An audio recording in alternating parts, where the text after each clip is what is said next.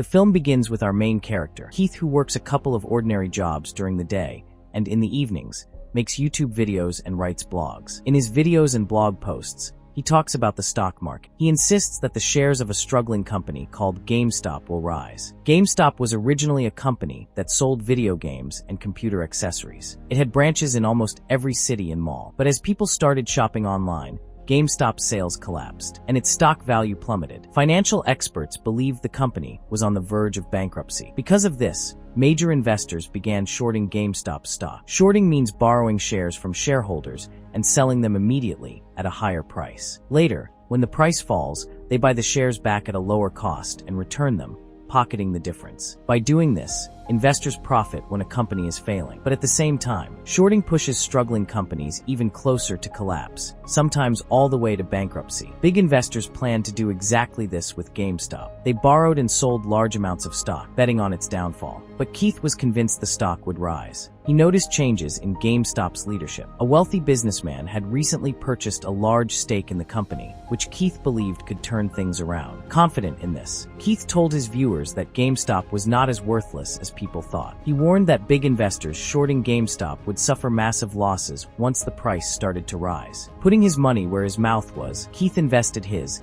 and his wife's life savings into GameStop stock. He even bought risky stock options, investments that could have wiped out his entire savings if the price fell, but could also return millions if it rose. He shared screenshots of his investments, his daily analysis, and charts in his blogs and live streams. One early screenshot revealed he had invested over $53,000 in GameStop. His wife was understandably nervous, fearing their savings could vanish, but she still stood by him. Even Keith's younger brother, who wasn't in a good financial situation and only did small YouTube vlogs, followed Keith's advice and bought GameStop shares in hopes of improving his own life. The film then introduces a powerful investor, Gabe Plotkin, who runs a massive investment fund. He manages money from the wealthy, invests it in companies, and delivers profits back to them. His company had shorted GameStop more than anyone else, convinced the company was doomed. When he heard about Keith's investment, Gabe laughed it off, dismissing him as a fool. Next, we meet other wealthy figures, including Steve, a market giant who controlled nearly 72% of trading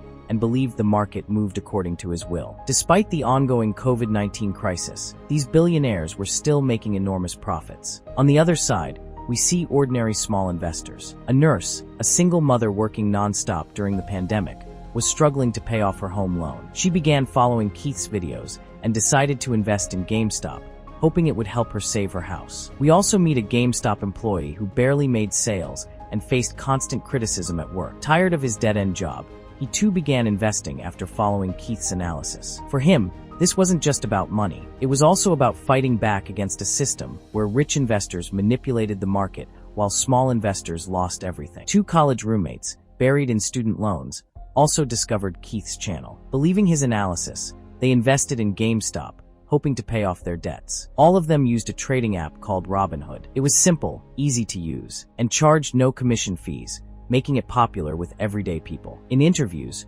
Robinhood's founders credited this business model for their success, though questions soon arose about whether bigger investors were secretly backing them. As the story develops, we see how Keith's analysis connected people from all walks of life. Nurses, students, retail workers, all different, yet all united by the hope of fighting Wall Street and making some money. Keith's daily updates gained traction on a forum called WallStreetBets, WSB, where people discuss stocks in a mix of humor and memes. Many members were still bitter about the 2008 financial crisis, when banks and big investors were bailed out while ordinary people suffered. This fueled their determination. By buying GameStop shares, they could turn the tables and make hedge funds bleed money. Months later, GameStop stock began to climb, slowly at first, then suddenly. Shares that were once worth only a couple of dollars shot up to $50, then $100, then even higher. Those who had shorted the stock, like Gabe, faced devastating losses. Keith's $53,000 investment ballooned into millions, and his screenshots electrified the WSB community. People began calling him a hero,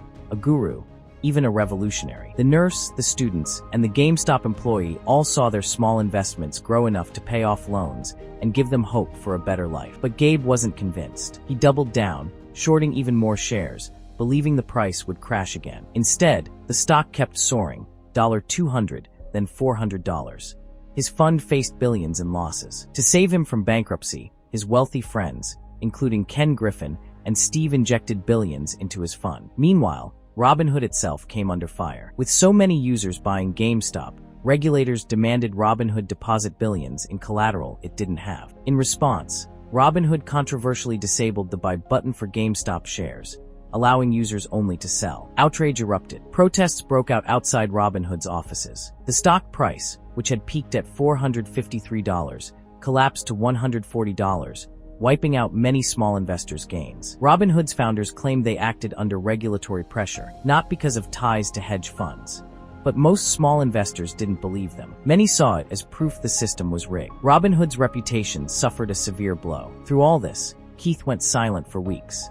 Then, out of nowhere, he posted again, revealing that he had bought even more GameStop shares after the drop. His unwavering faith reignited support, and GameStop stock began to climb once again. Keith was hailed as a symbol of resistance against Wall Street. The frenzy became so huge it reached Congress. A public hearing was held with Keith, Robinhood's founders, Gabe, and Ken all testifying live on TV. Keith calmly explained that he was just an ordinary investor who believed in GameStop's fundamentals. He wasn't manipulating the market. He was simply sharing his opinion online. Gabe admitted underestimating GameStop, but defended shorting as a valid business strategy. Robinhood insisted they restricted trading only because regulators demanded billions in collateral. The investigation dragged on without a clear conclusion. But publicly, Robinhood was left with a tarnished image, while hedge funds like Gabe's faced massive losses. Keith, meanwhile, had made millions. His final livestream in April 2021 showed his net worth at $29 million. After that, he disappeared from the spotlight. The movie closes with a note that it's based on a true story. Though Keith stepped back, his movement lived on. Online communities like WallStreetBets continued uniting small investors to challenge hedge funds and their shorting tactics. And while not everyone became rich, many were able to pay off debts and improve their lives. The credits reveal that Keith's last public livestream was at 4 p.m. on April 16, 2021. Since then, he has never gone live again. But his story left a permanent mark on financial history.